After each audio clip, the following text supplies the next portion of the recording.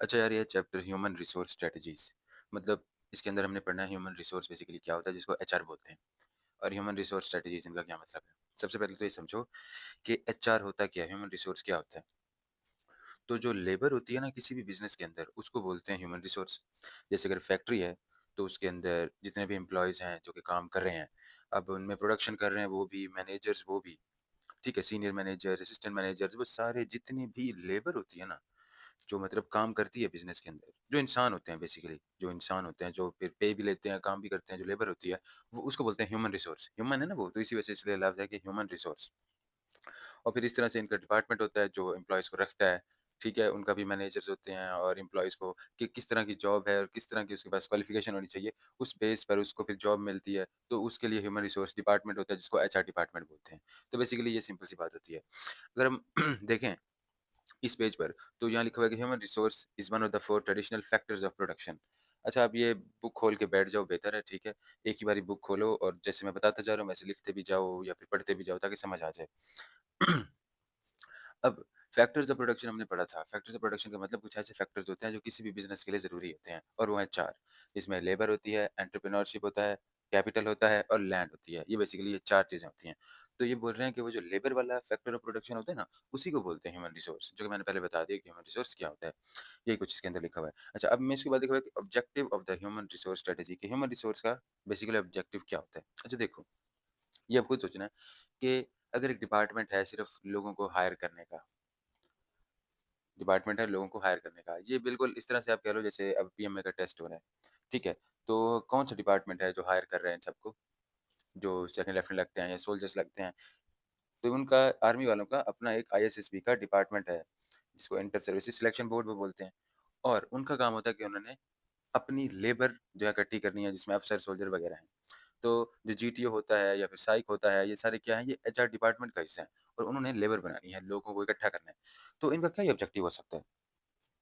ये सब करने का उनका क्या ही मकसद हो सकता है? यही मकसद होगा ना कि उनको जिस स्पेसिफिक काम के लिए जो उनके पास वैकेंसी खाली है वो फ़िल्ड हो जाए, ताकि सारा काम ठीक तरीके से चलता रहे। बस यही होता है ह्यूमन रिसोर्स का मेन पर्पज़। ह्यूमन रिसोर्स का जो मेन पर्पज़ है ना, उसके लिए एक लफ्ज़ सिर्फ़ है और वो है कि हर वक़्त जो रिक्वायर्ड लेबर है, जो रिक्वायर्ड ह्यूमन्स रिसोर्स है, वो मौजूद होना चाहिए। क्या है ह्यूमन रिसोर्स स्ट्रैटेजी का जो ऑब्जेक्टिव है वो क्या है? उनका ऑब्जेक्टिव ये है कि उनके पास जो रिक्वायर्ड उनको है, उनको फ़ौजी चाहिए, उनको पायलट चाहिए या फिर जैसे सीए होते हैं, तो जो रिक्वायर्ड उनको आदमी चाहिए वो अवेलेबल होना चाहिए, ये काम है एचआर का, ठीक है? अब मिसाल के तौर पर अगर उनको ज़्यादा चाहिए, जेट्स ज़्यादा हो गए हैं, उनको पायलट ज़्यादा चाहिए, तो अगली बारी वो पायलट्स की तादाद बढ़ा देंगे, ठीक है? वो ऐसे तो नहीं कहेंगे पिछले साल तो हमने कम लिए थे, इस साल क्यों नहीं? क्योंकि मेन ऑब्जेक्टिव क्या है? मेन ऑब्जेक्टिव ये है कि जो रिक्वायर्ड लेबर है ना, वो अवेलेबल हर वक़्त होनी चाहिए और ये काम किसके ज़िम्मे होता है? एचआर डिपार्टमेंट के। तो बेसिकली यही ऑब्जेक्टिव लिखा हुआ है, अगर assess the quality and quantity of human resource available including strength. सबसे पहले तो ये देखो कि हमारे पास कौन-कौन सी लेबर मौजूद है, ठीक है? तो ठीक है, अगर हम एक कंपनी की बात कर लें, सीए हैं, मैनेजर्स हैं, एम्प्लॉयी हैं, बाहर सिक्योरिटी गार्ड खड़ा हुआ है, कुछ सर्वेंट्स भी हैं। और estimate the quantity and quality of human resource that will be needed in future including number 6।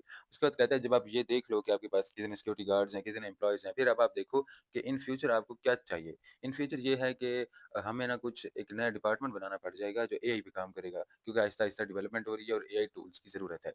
तो अब एक बात तो क्लियर हो गई कि हमें एक नया डिपार्टमेंट चाहिए और दूसरी बात ये है कि उन लोगों के पास एआई की स्किल्स होनी चाहिए। अब ये हमने क्या किया है एस्टिमेशन, ठीक है? एस्टिमेशन किया कि इन फ्यूचर हमें किस तरह की क्वालिटी यानी एआई और क्वांटिटी यानी हमें 10-12 लोग चाहिए। मतलब हमें किस तरह की लेबर की इन फ्यूचर ज़रूरत पड़ेगी। And third I consider the ways of filling the gaps and ensuring that the entity has the human resource. और वो कहते हैं तीसरे नंबर पे बस आप उस गैप को फिल करना शुरू कर दो, बिल्कुल भी रुको नहीं। सबसे पहले ये देखो आपके पास क्या-क्या चीज़ें मौजूद हैं, फिर ये देखो आपको क्या चाहिए और जो चाहिए आपके पास नहीं है, तो एचआर अपना काम नहीं कर रहा। क्योंकि एचआर का मेन ऑब्जेक्टिव क्या है? ऑब्जेक्टिव लिख लो यार, बेशक इसके ऊपर ही लिख लो, ये कोई आम सी लाइन नहीं है। ऑब्जेक्टिव है कि जो रिक्वायर्ड लेबर है ना, वो अवेलेबल होनी चाहिए। तो अगर एस्टिमेशन के मुताबिक बाद में एआई का एक डिपार्टमेंट चाहिए, तो उसके लिए आप अभी से भर्ती करना शुरू कर दो। क्लियर है बात? ठीक है। तो ये है इसके मेन ऑब्जेक्टिव। अच्छा, उसके बाद उसने एक लाइन लिखी हुई है कि it might also be necessary to consider the reducing number of employees whose skills are declining in importance। हाँ, वो कहते हैं कि सिर्फ ये नहीं होता कि आप लोगों को भर्ती करते रहो, बल्कि आप जैसे किसी की ज़रूरत नहीं है, कोई अकाउंटेंट है पुराना, वो बुक कीपिंग करता है, अभी भी सिर्फ किताबों पे ही उसको दर्ज करना आता है एंट्रीज़ को, कंप्यूटर पे नहीं कर सकता, उसको बिल्कुल भी इस बारे में नहीं अंदाज़ा।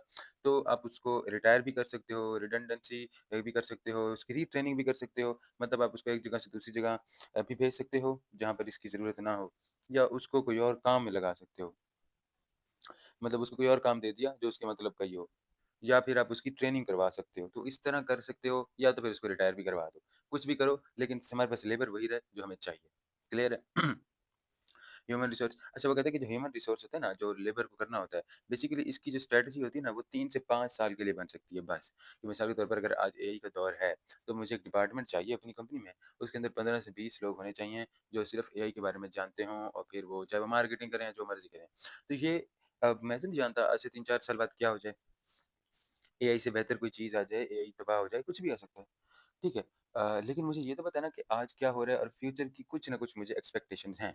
तो वो कहते हैं कि एक ह्यूमन रिसोर्स जो है, जब हम डिपार्टमेंट जो है, वो जब एक एस्टिमेशन करता है ना कि उसको ये क्वालिटी या क्वांटिटी चाहिए किसी भी लेबर की, ह्यूमन रिसोर्स की, तो वो सिर्फ़ 3 से 5 साल तक ही कर सकता है। वो नहीं जानता उसको इससे आगे और मज़ीद कितनी क्वांटिटी की या किस तरह की लेबर चाहिए, क्या पता क्या टेक्नोलॉजी आ जाए, कुछ भी नहीं पता।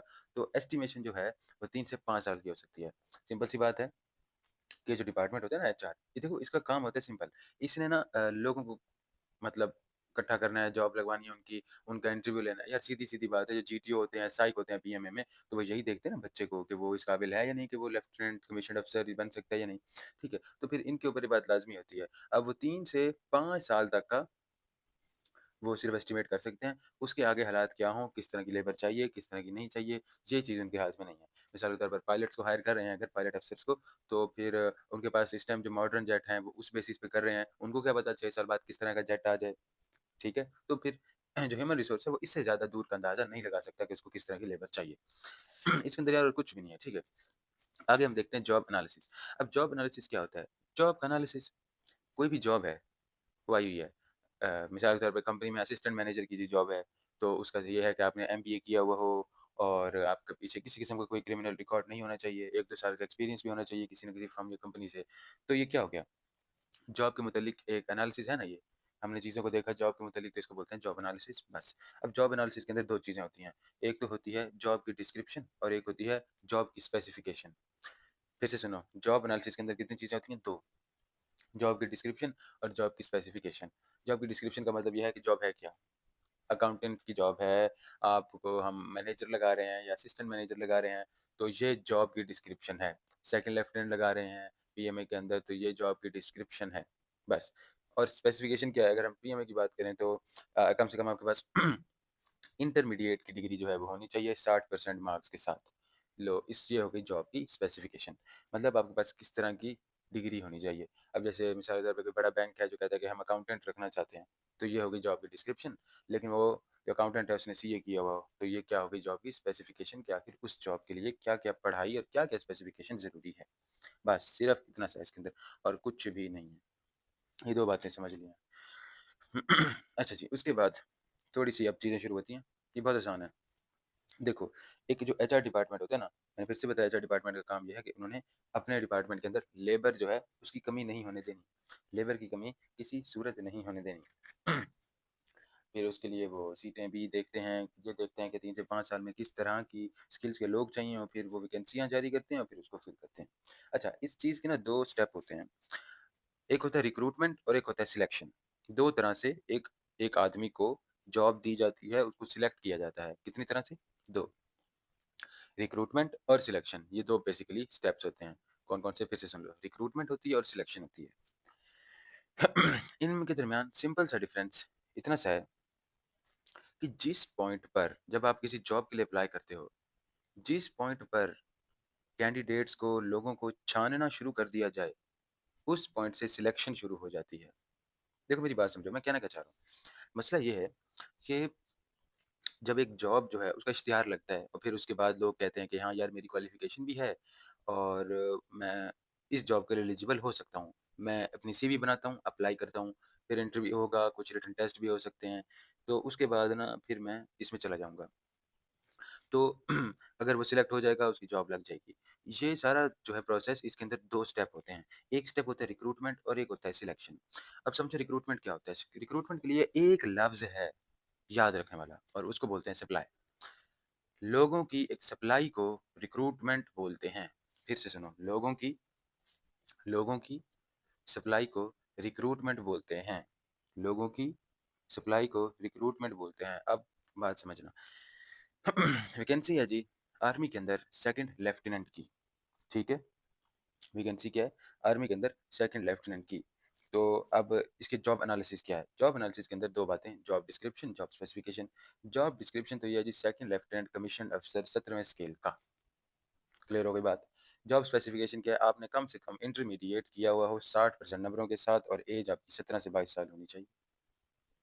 ठीक है? इस तरह समझ आ जाएगा। अब सिलेक्शन कैसे होगी? 2 स्टेप्स के ज़रिए। कौन-कौन से? रिक्रूटमेंट और सिलेक्शन के ज़रिए। ठीक है? अब इस साल 12 लाख बच्चों ने अप्लाई किया है पीएमए के इस टेस्ट के लिए। तो ये 12 लाख बच्चे ये क्या है बेसिकली? क्या ये कैंडिडेट्स की और लोगों की एक सप्लाई नहीं है इस जॉब के लिए? ऐसे सोच रहे होगे मैं इतना मुश्किल लफ्ज़ क्यों इस्तेमाल कर रहा हूँ सप्लाई? क्योंकि यार ये आ सकता है एमसीक्यूज़ में और यही इसकी मेन डेफिनिशन है। तो आप ये समझ लो कि जो लोग अप्लाई करते हैं और एक कैंडिडेट्स की एक सप्लाई होती है उसको रिक्रूटमेंट बोलते हैं। क्या क्या इस तरह हो सकता है कि एक आदमी है वो अप्लाई नहीं करता क्योंकि उसको पहले से ही आर्मी वालों ने बता दिया आप सिलेक्ट ही नहीं हो सकते। हालाँकि वो तमाम स्टैंडर्ड से पूरा उतर रहा है, उसने 11वीं-12वीं की हुई है, हर चीज़ की हुई है। तो नहीं, वो इन चीज़ों से अभी कोई मसला नहीं है। हाँ, वो आगे जाएगा, आर्मी का टेस्ट देगा, हो सकता है फिज़िकल में रह जाए, मेडिकल में रह जाए, इंटरव्यू में रह जाए, वो अलग बात है। लेकिन वो अप्लाई तो कर सकता है ना, अप्लाई तो वो कर सकता है। तो ठीक है, तो इस तक पॉइंट तक होती है रिक्रूटमेंट।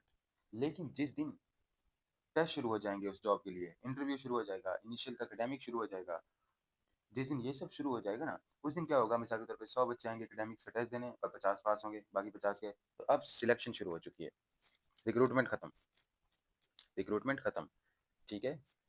आखिरी बार मैं इन 2 लफ्ज़ों को समझाता हूँ आसान तरीके से।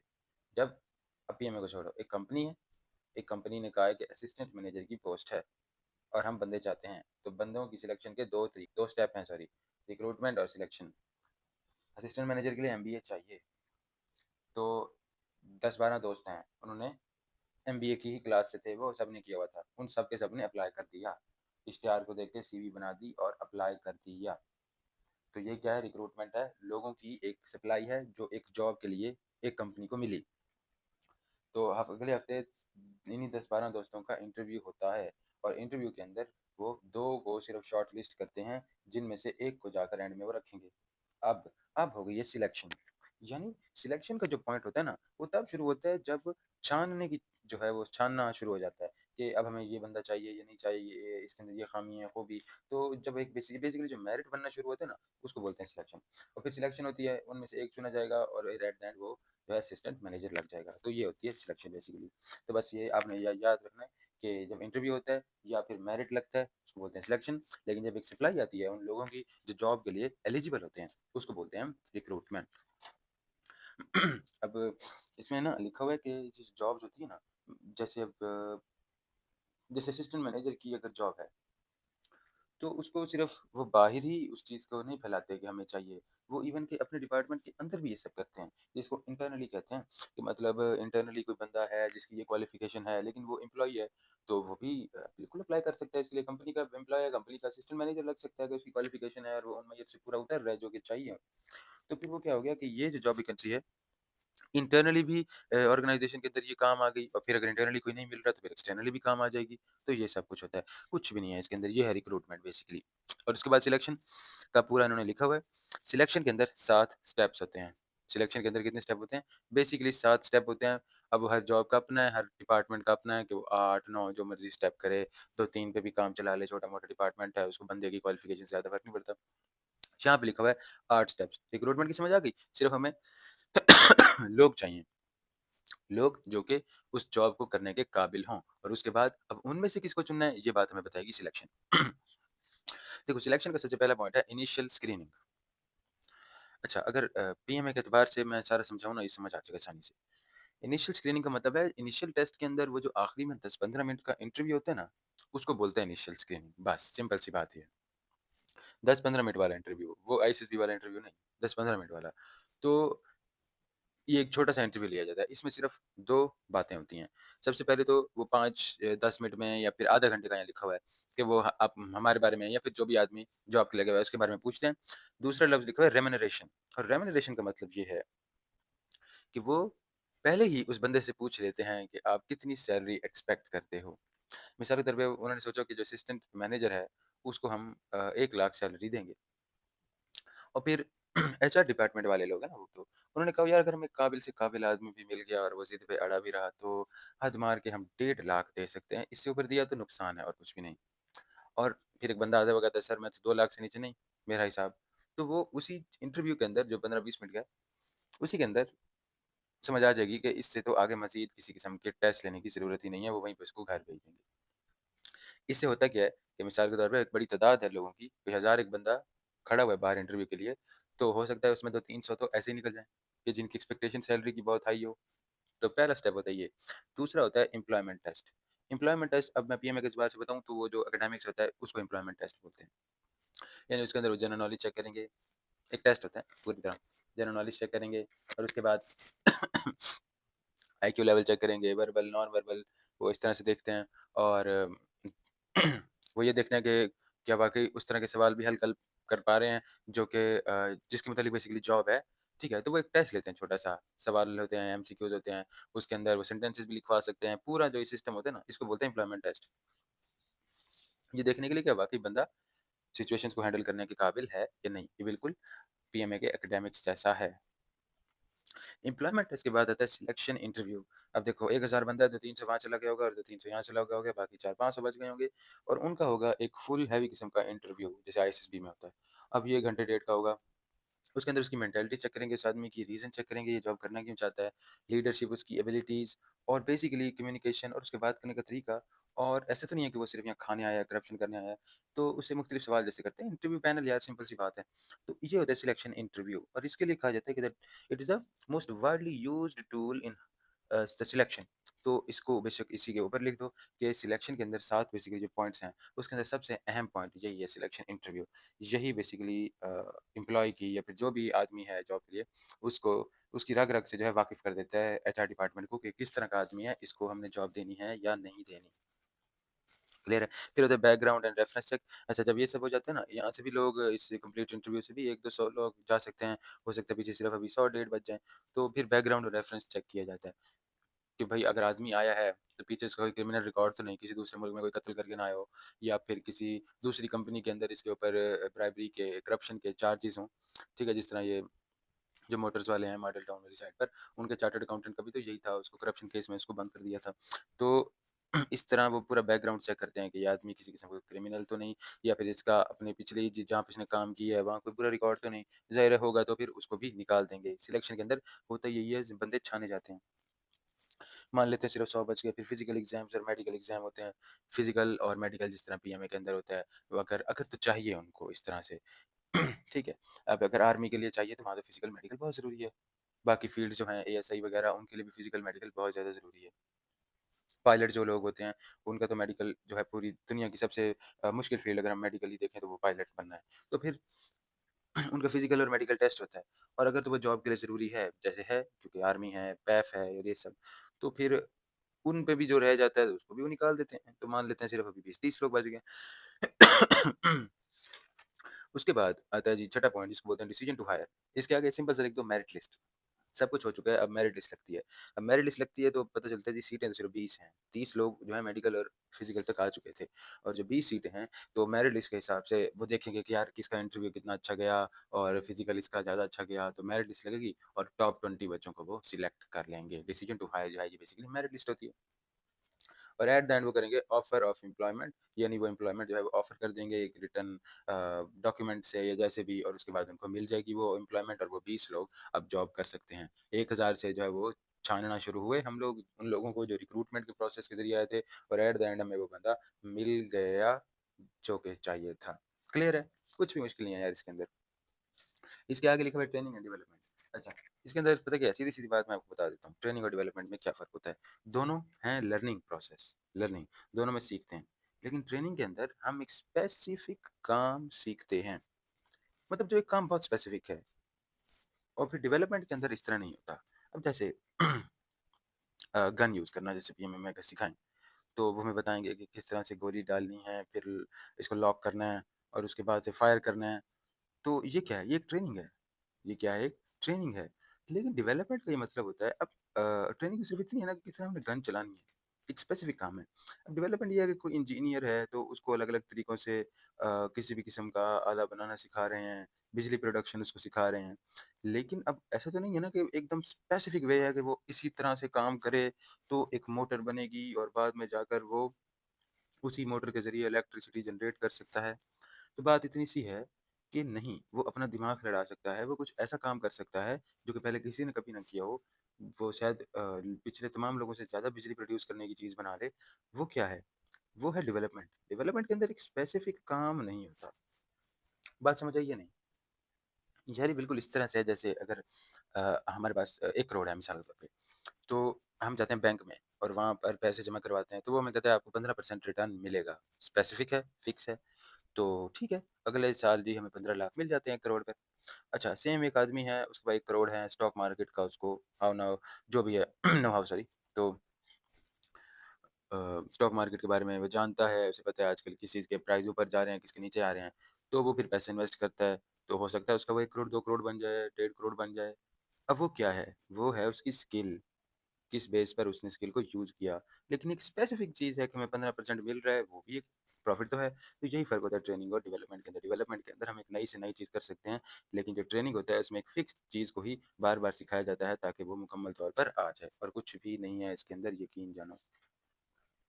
अच्छा, उसके बाद ट्रेनिंग के बारे में और फिर उसके बाद इन्होंने थोड़ा-सा डेवलपमेंट के इनको थोड़ा-सा एक्सप्लेन ज़्यादा किया हुआ है। आप ना थोड़ा कान खोल कर बैठना, क्योंकि पूरे चैप्टर में अगर मैं कहूँ ना कोई चीज़ याद करने वाली है तो वो यही है बस। ट्रेनिंग। सबसे पहले ये समझो ट्रेनिंग होती है 2 तरह की, on the job training, of the job training. यानी वो ट्रेनिंग जो आप जॉब के साथ-साथ कर रहे हो। जैसे मिसाल के तौर पर एक मैनेजर है और उसका एक असिस्टेंट मैनेजर है। असिस्टेंट मैनेजर जो है पूरे दिन मैनेजर के साथ फिरता है। मैनेजर साहब जो करते हैं वो उनको देखता रहता है और उसके बाद उसको आहिस्ता-आहिस्ता ये सारी काम समझ आ रहा है। क्यों? क्योंकि मैनेजर साहब रिटायर होने वाले हैं, जॉब छोड़ने वाले हैं और असिस्टेंट मैनेजर जो है वो फिर उनका ओहदा सँभालेगा। ये मैनेजर साहब पहले ही बता चुके हैं। तो अब जो असिस्टेंट मैनेजर है वो 1 साल सिर्फ़ इन्हीं के साथ फिरता रहा, सब कुछ देखता रहा। मैनेजर साहब गए, असिस्टेंट मैनेजर जो है वो मैनेजर बन गया। वो अब मैनेजर के सारे काम सँभाल रहा है। तो अब ये देखो, ये एक ट्रेनिंग हुई है उसकी। ये है ऑन द जॉब ट्रेनिंग, यानी एक ऐसी ट्रेनिंग जो कि काम करते-करते ही हुई है और बेसिकली जिस जगह पर हम काम करते हैं, जहाँ पर एम्प्लॉयड होता है एक आदमी, तो वहीं पर ही वो बाकी चीज़ों को ऑब्ज़र्व करके जो अपनी ट्रेनिंग करता है, उसको बोलते हैं ऑन द जॉब ट्रेनिंग, जिसको बेसिकली जॉब इंस्ट्रक्शन ट्रेनिंग भी बोलते हैं। और एक होती है of the job training. Of the job training का मतलब है एक एनवायरनमेंट क्रिएट किया जाता है फेक किस्म का, जिस एनवायरनमेंट के अंदर वो सिखाते हैं कि आगे जॉब किस तरह से करनी है और ये फिर उसके बाद वो एम्प्लॉयड हो जाता है आदमी। जैसे पीएमए है। अब पीएमए के अंदर वैसा सिनेरियो बनाते हैं, लोगों को भगाते हैं, रनिंग होती है, उसके बाद वो फिर पहाड़ पे चढ़ते हैं और मतलब पहाड़ चलो पीएमए में तो नहीं है, लेकिन फिर वो रस्सियों से ऊपर चढ़ते हैं और ये सब क्या है? ये एक आर्टिफ़िशियल एनवायरनमेंट पैदा किया गया है कि एक वक़्त आएगा कि हो सकता है कि जब ये अफ़सर बन जाएँ, तो वॉर सिचुएशन हो और इनको रस्सियों के ज़रिए पहाड़ों पर चढ़ना पड़े या फिर वो पीएमए में ये भी सिखाते हैं कि किस तरह से हार्श कंडीशंस में ठंडा पानी होता है या फिर ठंडा मौसम होता है, वहाँ पे शर्टलेस कैसे आपने पूरी रात गुज़ारनी है। वो क्यों? क्योंकि हो सकता है जब आप अफ़सर बनो आपको ये सब करना पड़े। अब ये क्या है कि पीएमए वालों ने एक आर्टिफ़िशियल एनवायरनमेंट क्रिएट किया हमारी जॉब की ट्रेनिंग के लिए ताकि जॉब के लिए हम अच्छी तरह ट्रेन हो जाएँ। और इस ट्रेनिंग को बोलते हैं ऑफ द जॉब ट्रेनिंग। यानी ये जॉब का हिस्सा तो नहीं होता है, वो कैडेट्स होते हैं लड़के और उनको एक फ़ेक एनवायरनमेंट दिया जाता है, बिल्कुल वैसा एनवायरनमेंट जो शायद उनको हकीकत में कभी न कभी फ़ेस करना पड़ेगा। तो ये क्या होता है, ये होती है ऑफ द जॉब ट्रेनिंग और इस तरह से ये 2 तरह की ट्रेनिंग होती है। समझ आ गई बात की या नहीं? कि यानी अगर एक ट्रेनिंग आपको जॉब के दौरान मिल रही है, आपकी जॉब भी चल रही है, ट्रेनिंग भी हो रही है, तो वो है ऑन द जॉब। लेकिन अगर कुछ अरसा सिर्फ़ और सिर्फ़ ट्रेनिंग का रखा जाता है, आपको जॉब का परमानेंट हिस्सा नहीं बनाया जाता और सिर्फ़ कुछ चीज़ें सिखाई जाती हैं जो आगे जाके काम आ सकती हैं, तो वो होती है ऑफ द जॉब ट्रेनिंग। अब ये 2 तरह की ट्रेनिंग्स होती हैं। इन पर बात करेंगे, लेकिन उससे पहले देखो तो ऊपर लिखा हुआ है टूल्स ऑफ ट्रेनिंग। तो बेसिकली ट्रेनिंग के जो टूल्स हैं वो क्या होते हैं, मतलब कौन-सी ऐसी चीज़ें हैं जिनका इस्तेमाल करके ट्रेनिंग की जा सकती है। सबसे पहले फॉर्मल ट्रेनिंग। तो देखो फॉर्मल ट्रेनिंग का क्या मतलब होता है? जैसे मैंने बताया था कि एक फॉर्मल ट्रेनिंग क्या होती है? फॉर्मल, हाँ, इस लफ्ज़ से ही आप पहचान लो कि फॉर्मल ट्रेनिंग किस तरह से होती है। आम तौर पर ट्रेनिंग किस तरह से होती है?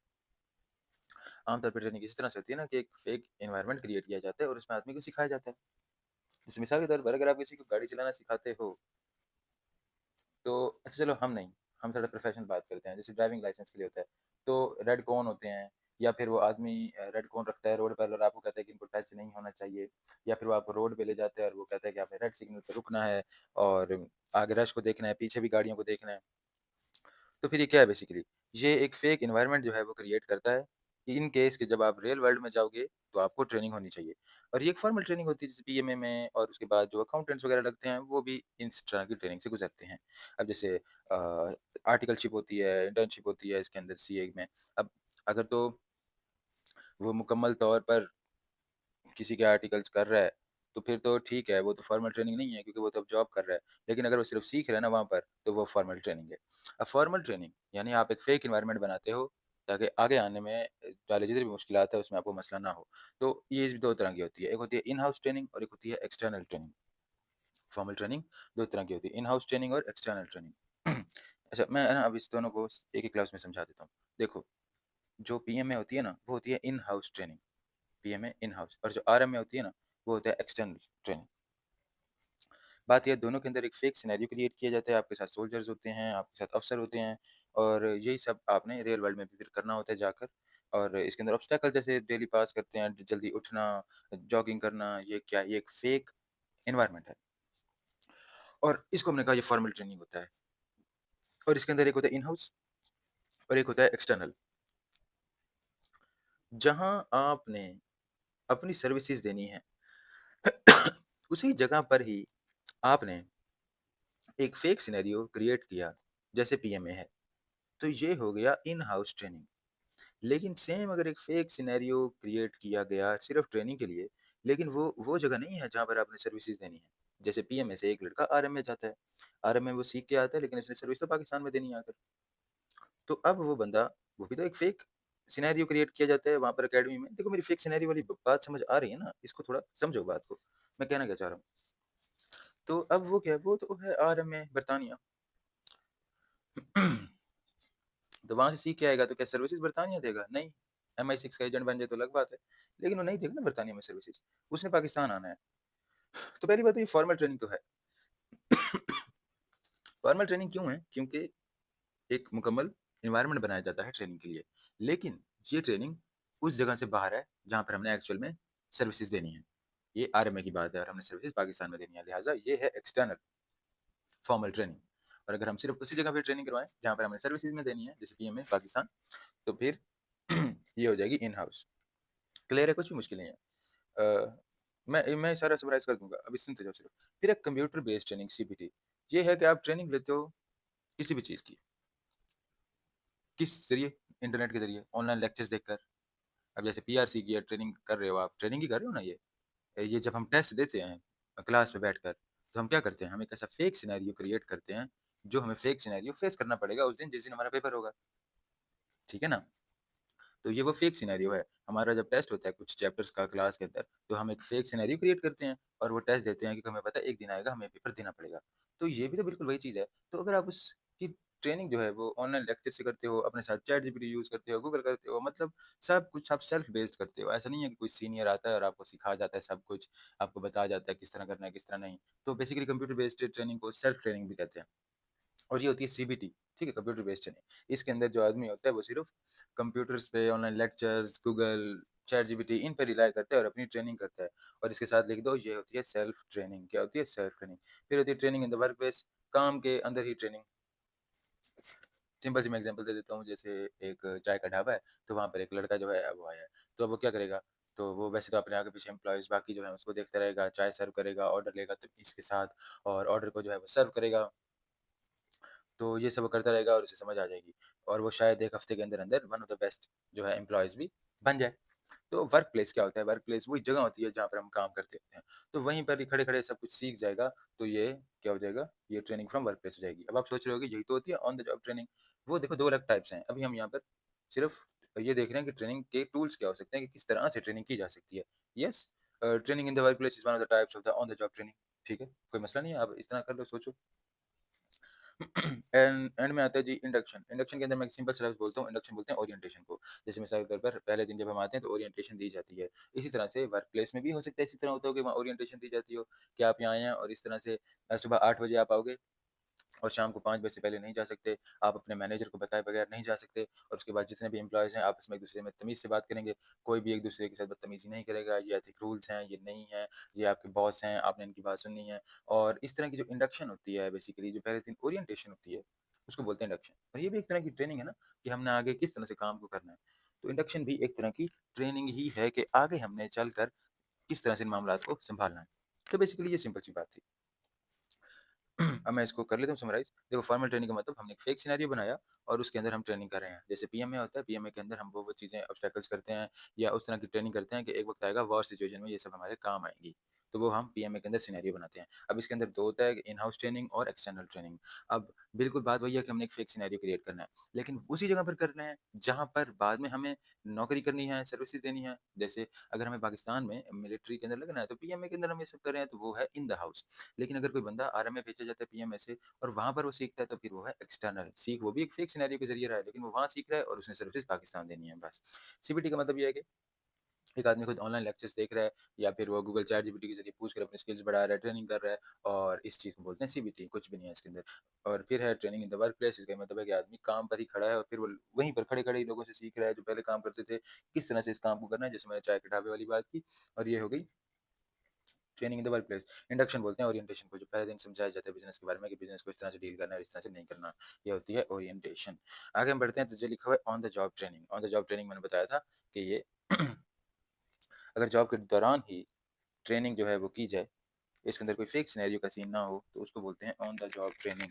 क्या बोलते हैं इसको? On the job training.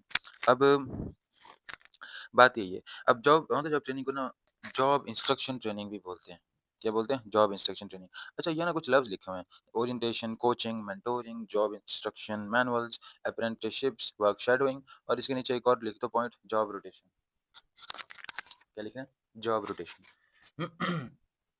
ये है याद करने वाली चीज़। ये आपने जो लिखा हो ना ओरिएंटेशन से लेकर जॉब रोटेशन जो मैंने लिखा है, ये याद रखना है कि ये ऑन द जॉब ट्रेनिंग के जो है वो ज़राए हैं।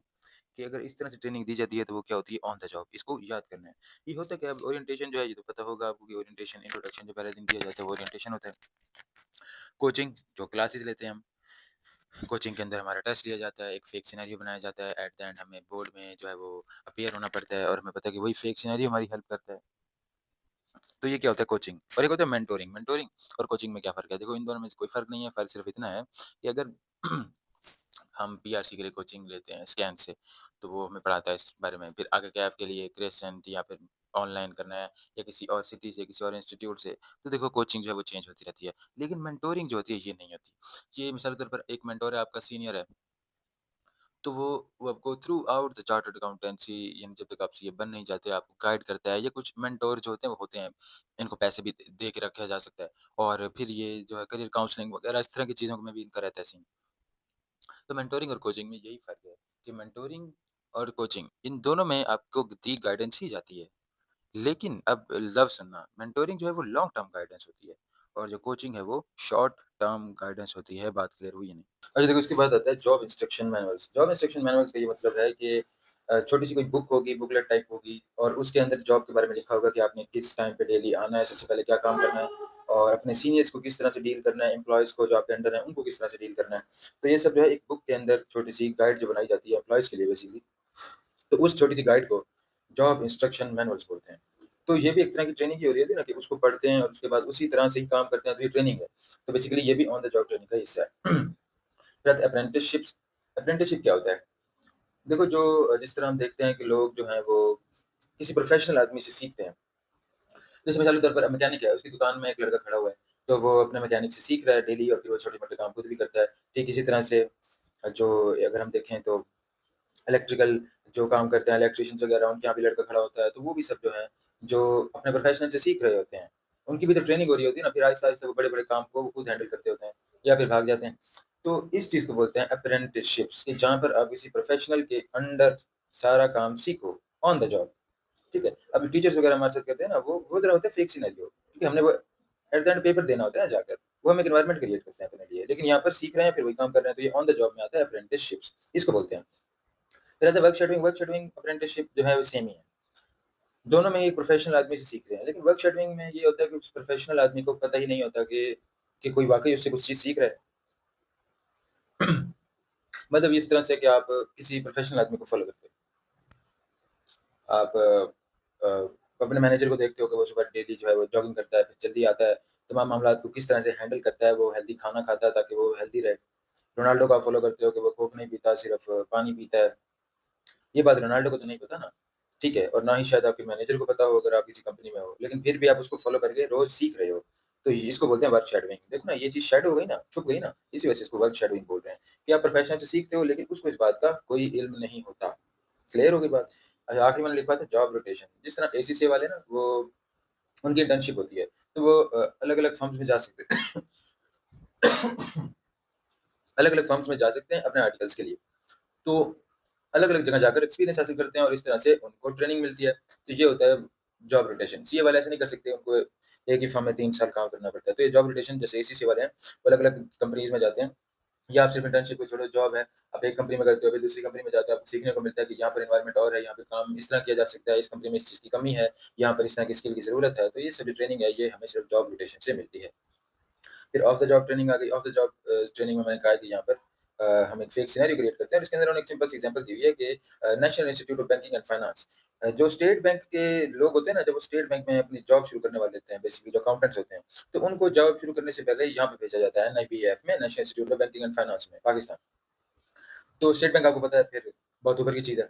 सबसे बड़ा बैंक है और वहाँ पे जितने भी लोग होते हैं प्रोफेशनल होते हैं। तो सबसे पहले अकाउंटेंट्स को भेजते हैं यहीं पर एनआईबीएफ में। तो ताकि वो अकाउंटेंट्स से कुछ अरसा यहाँ पर काम करे और उसके बाद फिर डायरेक्ट आए स्टेट बैंक और फिर स्टेट बैंक में इसको हर चीज़ का पहले से ही नॉलेज हो। वो 1 हफ्ता सिर्फ यहाँ सीखने में ना लगा दे, क्योंकि स्टेट बैंक जो है वो इस चीज़ की इजाज़त नहीं देगा कि आप यहाँ पे अपना टाइम वेस्ट करते रहो। उनको एक प्रोफेशनल किस्म का आदमी चाहिए। तो इसलिए वो एनआईबीएफ में जाकर सबसे पहले वहीं पर अकाउंटिंग जो वो करता है, अकाउंटेंट होगा, तो वो काम करता है वहाँ पर 1 महीना या उससे ज़्यादा और उसके बाद जब वो मुकम्मल तौर पर तैयार हो जाता है, फिर स्टेट बन जाता है और उसके पहले दिन से ही काम शुरू हो जाते हैं। ऐसा नहीं है कि उसको अब मज़ीद ट्रेनिंग की ज़रूरत है, नहीं, अब वो सीखता रहेगा वक़्त के साथ-साथ। तो ये क्या है? ये हो गई ऑफ द जॉब ट्रेनिंग ना। ऑफ द जॉब मतलब कि आप अपनी जगह पर नहीं हो, आपने एक फेक सिनेरियो क्रिएट किया। अब आप कहोगे कि एनआईबीएफ कोई फेक सिनेरियो तो नहीं है ना, वो भी तो एक इंस्टीट्यूट है बैंकिंग एंड फाइनेंस का। लेकिन अगर हम स्टेट बैंक के हिसाब से देखें, तो स्टेट बैंक ने तो एक आदमी को वहाँ भेजा ताकि वो वहाँ सीखे और उसके बाद जब वो आए तो हमारा ओरिजिनल काम करे। तो उनके लिए तो ये एक फेक सिनेरियो है। अलबत्ता एनआईबीएफ वालों के लिए नहीं है। क्लियर हो गई बात, और कुछ भी नहीं है। उसके बाद जिस तरह ऑन द जॉब ट्रेनिंग का लिखा हुआ था, तो यहाँ पर ऑफ द जॉब के लिखे हुए हैं क्लासरूम लेक्चर्स, कोर्सेज़, विजुअल्स, तो इनको बड़ा याद ज़रूर कर लेना कि ये ऑफ द जॉब हैं और जो पहले वाले थे वो ऑन द जॉब हैं, ठीक है? इसके अलावा टूल्स ऑफ डेवलपमेंट इसके अंदर कुछ भी नहीं है। टूल्स ऑफ डेवलपमेंट के अंदर बस ये बताया हुआ है कि जो डेवलपमेंट होती है ये एम्प्लॉइज़ के बस की बात नहीं, वो मैनेजर करते हैं। देखो जो एम्प्लॉयी होता है ना, उसको टास्क दिया जाता है, जैसे इंडस्ट्री में होते हैं। अब इंडस्ट्री में आपने देखा होगा कुछ का ऐसा काम होता है कि उन्हें सिर्फ रैप करना है, कुछ तो ऐसे होते हैं जिन्होंने सिर्फ ढक्कन लगाना है, कुछ ऐसे हैं जिन्होंने सिर्फ खाली रैपर्स को पकड़ना है, कोई खाली ना चला जाए डब्बे के अंदर। तो ये क्या है? वो बंदा 3-3 साल सिर्फ बैठ के यही कर रहा है कि खाली कोई रैपर ना चला जाए। ये डेवलपमेंट नहीं है, ये ट्रेनिंग है। डेवलपमेंट एम्प्लॉइज़ जो हैं वो नहीं कर सकते। वो सिर्फ़ ट्रेन की हुई चीज़ें ही कर सकते हैं। मैंने पहले बताया ट्रेनिंग में हम एक स्पेसिफ़िक काम करते हैं, लेकिन डेवलपमेंट के अंदर हम कोई चीज़ सीखते हैं और फिर हम उस चीज़ को चाहे जितना मर्ज़ी आगे तक ले जाएँ या पीछे ले जाएँ, वो हमारी अपनी मर्ज़ी है। उसमें बहुत बेहतरी भी हो सकती है, नुकसान भी हो सकता है। अब डेवलपमेंट जो है ये कहता है कि इसका जो ज़िम्मा ये मैनेजर्स के पास होता है, क्योंकि उनके पास ज़ाहिर है बजट की भी अथॉरिटीज़ होती हैं और वो डेवलपमेंट कर सकते हैं। एम्प्लॉइज़ की बस की बात नहीं है, एम्प्लॉइज़ हैं वो ट्रेनिंग के सेशन में आते हैं। जो डेवलपमेंट करनी होती है, नया डिपार्टमेंट बनाना होता है, वो मैनेजर्स देखते हैं। क्लियर हो गई बात? आखिरी बात है इसका एम्प्लॉइज़ रिटेंशन। कुछ भी नहीं है ये एम्प्लॉइज़ रिटेंशन की। देखो सबसे पहली बात ये, रिटेंशन का मतलब होता है कोई भी चीज़ मेंटेन करना। रिटेंशन का क्या मतलब होता है? मेंटेनेंस। अब यहाँ से बात समझना। एम्प्लॉयी रिटेंशन का मतलब है कि आप अपने एम्प्लॉइज़ को मेंटेन करते हो। वो कैसे होते हैं? कि हम अच्छे एम्प्लॉयी जो है उनको हायर किया एचआर ने, ह्यूमन रिसोर्स ने, तो अ, फिर उनके साथ बदतमीज़ी करना, उनको वक़्त पे सैलरी ना देना और उनका जो है उन पर काम का बर्डन ज़्यादा डालना। जो एम्प्लॉइज़ पसंद हैं आपको, आपके दोस्त हैं, आपने उनको हायर किया हुआ है, कुछ भी हो सकता है, उन पर काम ना डालना, जिससे आपको नफ़रत होती है, जिसकी शक्ल पसंद नहीं आती है, उससे ज़्यादा काम करवाना। तो इस तरह जो है एम्प्लॉइज़ छोड़ जाते हैं कंपनी को। तो वो कहता है कि ये गलत बात है। एम्प्लॉइज़ रिटेंशन का मतलब ये होता है कि एम्प्लॉयी को आपने मेंटेन रखना है, उनको कंपनी से जाने नहीं देना। और ये बहुत बड़ा नुकसान होता है कि जब एम्प्लॉयी छोड़ जाते हैं। जैसे मिसाल के तौर पे बीएफ वाले हैं एयर फ़ोर्स में, तो वो 4 साल आपको ट्रेनिंग देते हैं फाइटर जो जेट्स हैं उनकी। तो वो आप बिलियंस ऑफ डॉलर्स के जेट्स में बैठे हुए होते हो और आपको ट्रेनिंग दी जाती है, लेकिन सोचो 4 साल के बाद आप रिज़ाइन कर दो, तो उनका तो बहुत नुकसान है ना, उन्होंने तो आपसे कोई सर्विस ही नहीं ली। ठीक है, तो ये क्यों हो सकता है उसने किसी सीनियर की वजह से रिज़ाइन कर दिया हो, कोई भी बात हो सकती है, उसको लग रहा हो कि यहाँ पर बायस्ड खाता चल रहा है। तो ये बेसिकली कंपनी के लिए सबसे बड़ा नुकसान होता है। एम्प्लॉइज़ रिटेंशन का मतलब ये है कि हमने बस जाने नहीं देना एम्प्लॉइज़ को और किस तरह से हम ऐसी स्ट्रैटेजीज़ बना सकते हैं एम्प्लॉइज़ ना जाएँ, वो ही आगे बस बताई हुई इन लोगों ने। अच्छा एक और टर्म है एम्प्लॉइज़ टर्नओवर। टर्नओवर आप पहले सुना होगा पैसों के बारे में कि भाई इस साल का इस कंपनी का इतना टर्नओवर है, मंथली टर्नओवर इतना है। ये वो टर्नओवर नहीं है, टर्नओवर का मतलब है कि अगर जो एम्प्लॉइज़ हैं, वो आपके छोड़ते जा रहे हैं कंपनी को, तो उसका मतलब आपका टर्नओवर ज़्यादा है। और अगर एम्प्लॉइज़ जो हैं, वो कंपनी को नहीं छोड़ रहे, एक नॉर्मल सी कंपनी है, टर्नओवर क्या है? कम है। समझ आ रही है बात कि नहीं? अगर एम्प्लॉइज़ किसी भी वजह से कंपनी को छोड़ते जा रहे हैं, तो टर्नओवर ज़्यादा है, लेकिन अगर एम्प्लॉइज़ कंपनी को नहीं छोड़ते, तो टर्नओवर कम है। इसका ये मतलब है, जिस कंपनी का टर्नओवर जितना ज़्यादा होता है, वो उतनी बुरी कंपनी होती है, क्योंकि वहाँ तो ह हर एम्प्लॉयी छोड़ता जा रहा है और जिस कंपनी का टर्नओवर कम होता है, मतलब वो कंपनी बेहतर है। अब यहाँ पर उसने एक और बात की है कि टर्नओवर 1-2% होना, ये किसी के हाथ में नहीं होता, ये कंपल्सरी होता है। कि मतलब हर सूरत 1-2% एम्प्लॉयी छोड़ते हैं, क्योंकि वो रिटायरमेंट ले लेते हैं या फिर उनकी स्किल्स ऐसी होती हैं जो काम नहीं आनी होती। तो कहते हैं कि कुछ 1% जो है या प्रमोशन हो जाती है, वो तो लाज़मी है, लेकिन ज़्यादा टर्नओवर होना कंपनी के लिए बुरा है, बस। खैर यार यही यही बात है और कुछ भी नहीं है इसके अंदर। बाकी employees leave, why employees leave? क्यों छोड़ जाते हैं? क्या ही वजह होगी एक एम्प्लॉयी को छोड़ने की? सीनियर के साथ मसला हो सकता है, पैसों का मसला हो सकता है, काम का बर्डन हो सकता है आपका सीनियर आपका पुराना कोई दुश्मन निकले। फाइनेंशियल रीज़न, फैमिली का प्रॉब्लम, क्या पता घर कहाँ पर है, काम कहाँ पे लेते हैं। तो ये सब जो है इस वजह से एम्प्लॉयी छोड़ जाते हैं। आगे उसने कहा एम्प्लॉयी रिटेंशन स्ट्रेटजीज़, रिटेंशन मैंने कहा था ना मेंटेन करना। तो ऐसी कौन-सी स्ट्रेटजीज़ हैं जिसके ज़रिए हम एम्प्लॉइज़ को मेंटेन कर सकते हैं? कहता है वेल डिफाइंड करियर पाथ, उनको एक वेल डिफाइंड करियर पाथ बताएँ कि उनको ये पता चले कि हाँ, वाक़ई ये करियर पाथ है। जैसे मिसाल के तौर पर अगर आप सेकंड लेफ्टिनेंट लगते हो तो आपको पता है यार इंशाल्लाह आप आगे लेफ्टिनेंट, कैप्टन, मेजर लगोगे। तो एक वेल डिफाइंड करियर पाथ है ना, ऐसे तो नहीं है अब आपको कहेंगे कि आप लेफ्टिनेंट के बाद अब आप कुछ नहीं लग सकते, तो वो तो उसी टाइम रिज़ाइन कर देगा और फिर क्या होगा टर्नओवर बढ़ जाएगा। समझ आ रही है ना बात की? तो वेल डिफाइंड करियर पाथ जब बताया जाता है तो फिर एम्प्लॉयी नहीं छोड़ता। जब उसको बताया जाता है कंपनी में कि एक दिन आएगा आप असिस्टेंट मैनेजर लग सकते हो, मैनेजर लग सकते हो, टेंशन नहीं लेनी काम करो। तो ज़ाहिर है और जब उसको ये चीज़ नज़र आएगी तो वो क्यों छोड़ेगा? कंपनसेशन मतलब जब आप एम्प्लॉइज़ को खुश रखते हो पैसों के ज़रिए, मुआवज़ा कहते हैं बेसिकली कंपनसेशन को।